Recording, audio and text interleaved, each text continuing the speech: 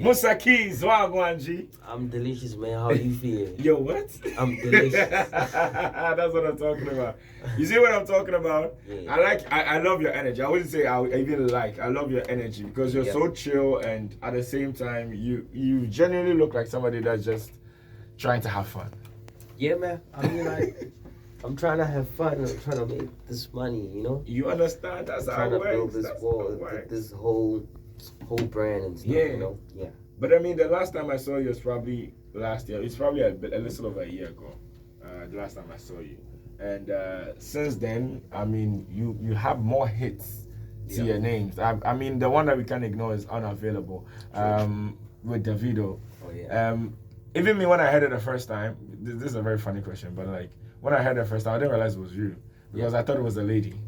Even though I know your music and I know how you sound, I think you sounded more feminine on this one than the rest. What happened there? I genuinely don't know, bro. I just think maybe my voice has seasons, you know, where it sounds more masculine. Yeah. And then there's seasons where I just have like a very thin voice. There are songs like even now, crazy thing, I was like trying to put my album together, like putting old songs as well, like songs that I've been like working on. And I listen to them, I'm like, oh damn, I actually sound so thin here. Like I sound so, you know. But I guess it's something I have to go through now, because like I saw also on like Twitter, it was going crazy, bro. Like everybody was just like, Musa Keys is a nigga. That's crazy. But then because of time, I mean, I really wish we could get into this one. But just give me like a summary of how the collaboration happened with the video. David hit me up on the gram. He's like, yo, I need you, let's do something. And I was like, all right, cool. But we didn't have time. And then we were both on tour. And then we met in Amsterdam. Yeah. I was in Amsterdam trying to go support my girls out there. As I was supporting them, he was also there supporting them. And then it was a vibe. And then he's like, yo, bro, I need you on my album. I can't drop the album without you. All right, cool. Because we were both still doing shows. Everybody was traveling around. And then some time later, his manager hit me up and then like, yo, here's a beat. Here's the project, just sing, just do you. And then I did my thing. And yeah. That's it. That's simple, man. And how do you feel having someone like the video on amapiano and the fact that he shot the video in the SA too? Right? I mean, I know South Africans, you like to gatekeep your thing because it's your sound. I don't think it's necessarily gatekeeping. I don't think it's a gatekeeping thing. It's like, I actually thought there was something crazy going on last night where Soy Lee said something about amapiano and put a Nigerian flag. So South Africans went wild, they went crazy. They're like, no, why is it like that? And then he then later went on and then he's like, yo, I didn't know that it was a South African sound because I got introduced to it by Nigerians. And which we could not like, you know. I just feel like it's not a thing of gatekeeping. I think people are more concerned about people knowing where the culture is from and all of that, you know. I think the biggest thing we're facing now is misrepresentation, you know, like the type of amapiano we make back home is not the same that like people outside be doing. So I think that's like the biggest factor about it. But like, hey man, I'm down to collaboration, you know. I'm like more of like, that's why all of my songs, I've always had different people in my songs, you know. I'm always like down about like, how do we make this thing grow, you know. It's gonna take more than us amapiano people to export it, you know. There aren't as much Nigerians outside the world. There aren't as much South Africans as Nigerians outside of South Africa. You know what I mean? So yeah. I get it, but that's a very positive perspective to have. I mean, before we talk about what's happening tonight, I need to like speak on something that's probably a little sad. AKA is one of the biggest stars, obviously mega superstar. And to lose him the way we did, I think even for us that feel like, oh, it's really sad AKA is gone, there's nothing we can feel that is compared to you that actually spent time with him, you know. Lived in the same city and all of that. How was the experience for you? How when the news came out, how was it like? It was crazy, bro, because like, you know, we live in a time where you know a lot of things through social media. So I was just chilling in my studio doing some work and all of that, recording people actually. And then a friend of mine calls me. He's like, yo, did you see what's going on Twitter? I'm like, oh, nah, what's happening? He's like, I think AKA got shot. So same time I called my manager, because we under the same management. I called my manager. I'm like, yo, so he was crying already. So I was just like, oh damn, it's like a real thing, you know. It hurts, and I just wish it had happened differently, you know. Yeah.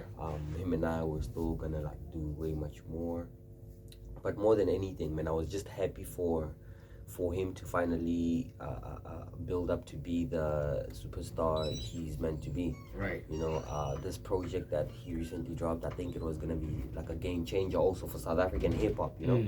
But yeah, that's what's up. Yeah. Let's touch on Jackie real quick. You have something coming up with Jackie? I don't have something, but we've been. The thing is, we always miss each other. Right. Yeah, okay. like whenever she's like in a certain city, I'm about to leave. Whenever, Right. yeah, it's always like we always miss. I remember the first time I came here, we were meant to work, but she had to be in school. I think, and she was still in school. Yeah. So it was like just always. But I'm really like. Because also I'm like somebody who loves working off of energy. It's Right. better to have you in studio and make some music with you so that we feed each other, you know, Right. at the type of energy. So, but I'm sure something really dope is gonna come through. I met a couple of more people. You guys should stop missing each other. Yeah. But aside Jackie, who else do you have in mind to work with that you probably haven't gotten a chance to? So, back at home, we have this thing of. It's kind of hard to differentiate where who is from. Okay. So we may know the people, but like we don't know if the person's Nigerian. Yeah, Ghanaian, because you find that maybe they associate themselves with a lot of. with people from a different country, so you assume that's where. But they're I think from. Is Ira from here? No, she's from Nigeria. Nigeria, and then Black Sheriff. Actually, he's from here. Yeah, I met him at Afro Nation actually for the first time. Right. But like, yeah, this one of the other guys. I think he's so dope. Yeah. He's one of like the artists that I know that sounds the way he sounds on the music. Yeah. Like when he performs, he sounds the same. The same. Like he's literally sounds the same. So I was just like, I really love. I think that it's gonna be a vibe. Right. And first of all, before we even get to wrapping up, big congratulations on all the success. And I know something crazy or something mad is happening tonight. So tell me about it real quick. Something mad is happening at Mad Club. Yeah. Adult Nation are the ones that like put me on and all of that. They're the ones that came, brought me this side, and I'm gonna be here like for some time, you know, just to also feel out, just to go around with them, you know, just see the vibes are around Ghana and all of that. But yeah, so far so good. I love the energy, and I can see it's gonna be like a crazy night today. So if you're staying inside, that's the worst decision you could make. So you're performing tonight at Mad Club. Yeah. Yeah.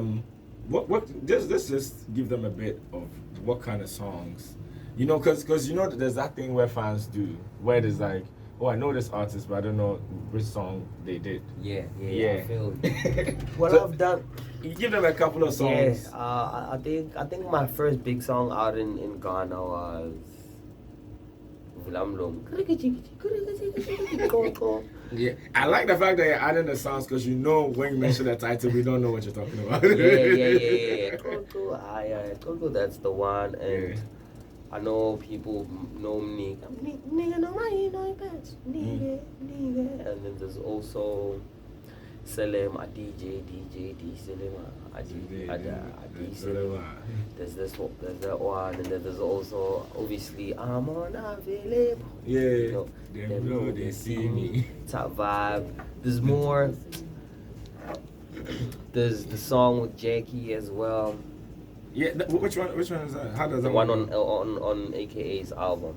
Right, yeah. I took you to paradise, I gave you diamond walk. Let's do this one. Did you guys record that in the studio together, or that was you missed that Jackie as was well? with AKA, Right. but I wasn't with them. All right. So, yeah, AKA was that guy who knows what he wants. So he come to you and your work, and he tells you what to do. So he did that with her, and then he did that with me as well. Right. And then, right. but when we shot the video, we were all together. So tonight, Musa Keys, I think Black Bones as well, Yes. coming through Mad Club.